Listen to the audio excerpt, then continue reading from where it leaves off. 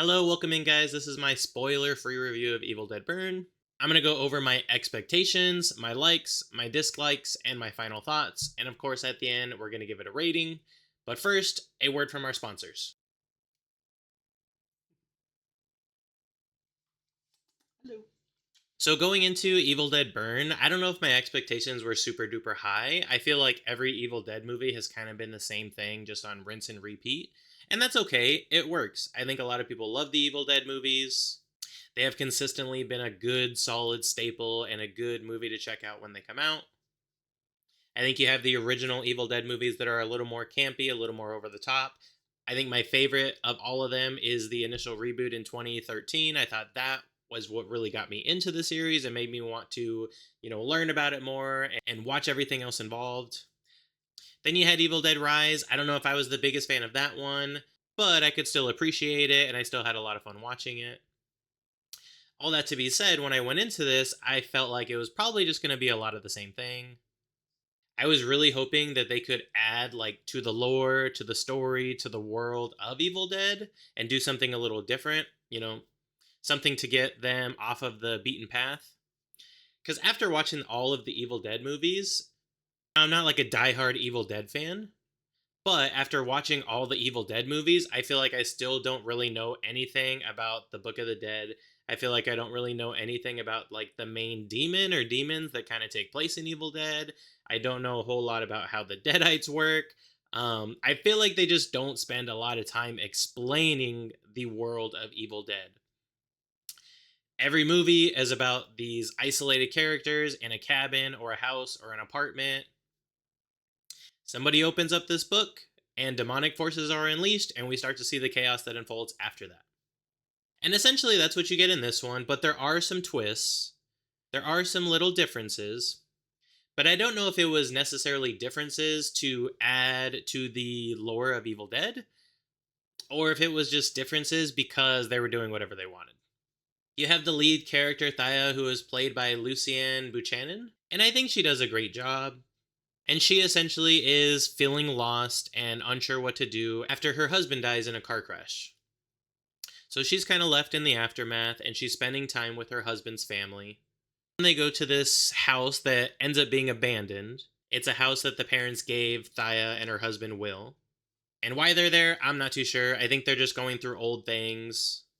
But while they're there, the chaos begins to become unleashed. And it's a fun movie. I had fun watching it. I think it's a good time.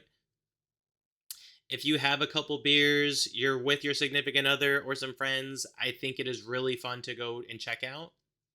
Okay, so what did I like? This movie is directed by Sebastian Vanacek, who I think is a very good director. He directed Infested, which is a French horror film about spiders. And I thought it was really well done. We haven't gotten a really good spider horror film since Arachnophobia way back when. And I think he puts his own taste and stamps in this movie, and you're able to see that. As far as acting, I think my favorite performance was Alice, who was played by Suhila Yakub, if I'm pronouncing that correctly. I think she was my favorite Deadite. I really loved her performance and how she was kind of acting throughout the movie. She had me drawn in and really making me feel like, yep, this is an Evil Dead movie. I thought the cinematography was pretty well done. That kind of goes back to Sebastian Vanacek's vision and maybe his stamp. You had these different camera shots during action scenes that I think really kind of draw you in. Like one character crawling on the ground, fighting for their life, while in the background you have another character being thrown through a wall, thrown up to the ceiling, getting choked out. And it's just kind of that one rotating shot. Or during a car crash, you have the camera angle of the car crash. And I do like that they did things a little differently.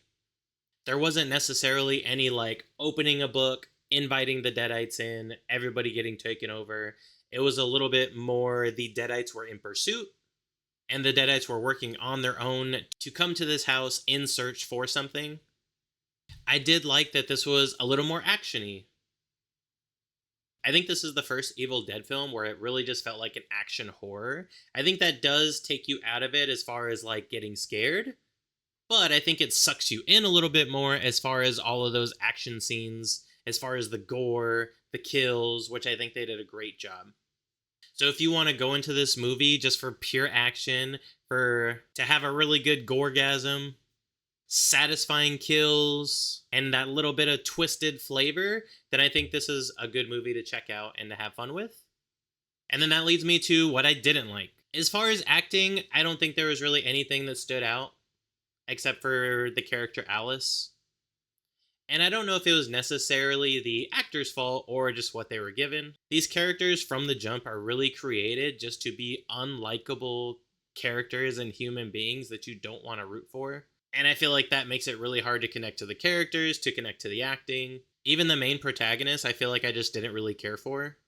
And all the other characters were just annoying as hell. I don't know if this is exactly just what they were going for. Evil Dead, I think, likes to have those undertones of discussing tough topics. You've had addiction before, you've had motherhood. This one kind of goes over toxic family members, toxic relationships, but it really hits it on the nose and you feel it from the very beginning of the movie. I think the cinematography was well done, but the overall just kind of look of the movie just felt kind of boring or grungy or bleh. It's very just muted, gray, dark, which I think is okay in certain scenes, but the whole movie just felt muted and it felt boring. I think it works a little bit towards the end of the movie where they have this sharp contrasting red imagery and scenes that I think work really well off of the gray and the muted scenery. But I think maybe sprinkling in a little more of that sharp contrast more throughout the movie wouldn't make the whole movie feel so muted and gray. So I wish they would have added a little more contrast, a little more pop, a little more color. And maybe that's just the millennial in me. I think I like that sharp contrasting colors. As I was saying earlier, I also just didn't really connect to the characters, and I think this goes to the story writing. I don't know if this is the most strongly written Evil Dead to come out in the series, but I just felt like the story was really straightforward, and it didn't really add anything to the lore. They made some tweaks, but I think it was just because they were playing loose with the rules. If I'm being frank, this almost felt like a zombie movie, because everybody is getting infected by these Deadites in different ways. They're getting infected by bites, or by blood, or by saliva. You have one Deadite blowing his head off and surviving, while the other one doesn't. It's just overall kind of confusing, and I went into the movie not really knowing about Deadites or the lore of Evil Dead, and I felt like I came out of the movie more confused than what I was going into the movie.